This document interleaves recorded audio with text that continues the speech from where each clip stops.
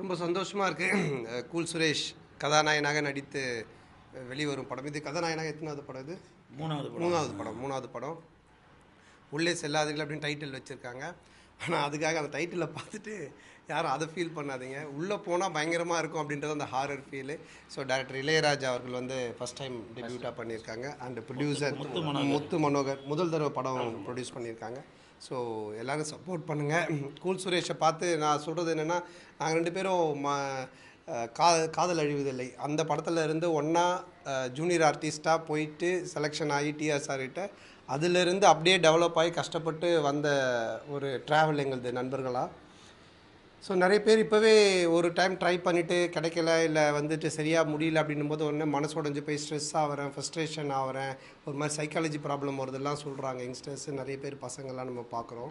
ஆனால் அந்த அப்பத்துலேருந்து இன்றைக்கி வரைக்கும் எனக்கு தெரிஞ்சு கிட்டத்தட்ட 20 வருஷமாக போராடி எவ்வளோ பேர் என்னென்னவோ சொல்லி கலாச்சாரம் கிண்டல் பண்ணாலும் அதெல்லாம் தாண்டி தன்னோட தன்னம்பிக்கையினால் தன்னுடைய உறுதியான ஒரு மனசுனால் வந்து இன்றைக்கி கதாநாயகனாக கூல் சுரேஷ் நிற்கிறான்னா அந்த பார்ட்டை நம்ம கண்டிப்பாக பார்க்கணும் எல்லாருமே. கொஞ்சம் இப்போ நான் இருக்கிற நிறைய பேருக்கு சொல்கிறது, ஸோ யார் ஒன்றாலும் என்ன ஒன்றாலும் பேசிட்டு போட்டோம், சொல்லட்டும், யார் ஒன்றாலும் என்ன ஒன்றாலும் பேசட்டும்.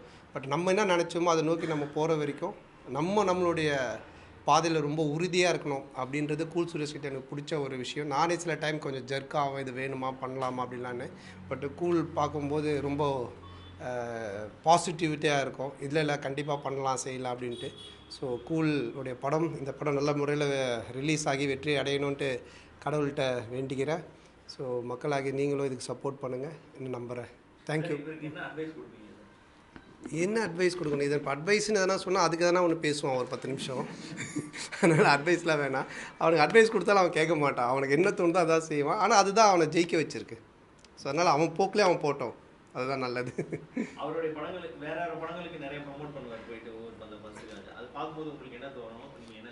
இல்லை அதுதான் நான் சொல்கிறேன்ல, இப்போ நான் சில விஷயங்கள் அவனை இது பண்ணாதன்னு கூட நான் சொல்லியிருக்கேன். ஆனால் அதெல்லாம் அவன் கேட்க மாட்டான். அவனுக்கு என்ன தோணுதோ அதை செய்வான். ஆனால் அவன் எதை நோக்கி போகிறானோ அதை கண்டிப்பாக போய் அடைஞ்சிருவான். ஸோ அதனால் அது கரெக்டாக இருக்குது. அவன் போகிற பாதை, அவனை நோக்கி அவன் போகிற விஷயங்கள் கரெக்டாக இருக்குது. அதனால் நம்ம அதை டிஸ்டர்ப் பண்ணாமல் விட்டுட்டாலே போதுன்னு தான் நினைப்பேன். இப்போ நீங்கள் கடுமையாக இருக்குது, நிறைய பேர் வந்து மன உளைச்சல் கூட ஆகுறாங்க அப்படின்னு சொன்னீங்க. அந்த அளவுக்கு இன்னும் சினிமா இண்டஸ்ட்ரி அந்த இருக்குது நிறைய பேர். நானே இப்போ என்கிட்டயே நிறைய பேர் டிஸ்கஸ் பண்ணியிருக்காங்க. அது மாதிரி இருக்குது. ஸோ ஒரு விஷயம் கிடைக்கலன்னா அது உடனே நாட் ஓன்லி சினிமா, எல்லாமே லைஃப்பில் ஏதோ ஒன்று கிடைக்கலன்னும் போது டக்குன்னு ஒரு டிப்ரெஷனுக்குள்ளே போயிடுறாங்க. ஆனால் பட் அது இல்லாமல் மன உறுதியோடு தொடர்ந்து அதை நோக்கி நம்ம போயிட்டே இருக்கணும் அப்படின்றது தான். ஸோ அது கூல் சுரேஷ்கிட்டேருந்து கற்றுக்கணும் அப்படின்னு நான் சொல்கிறேன்.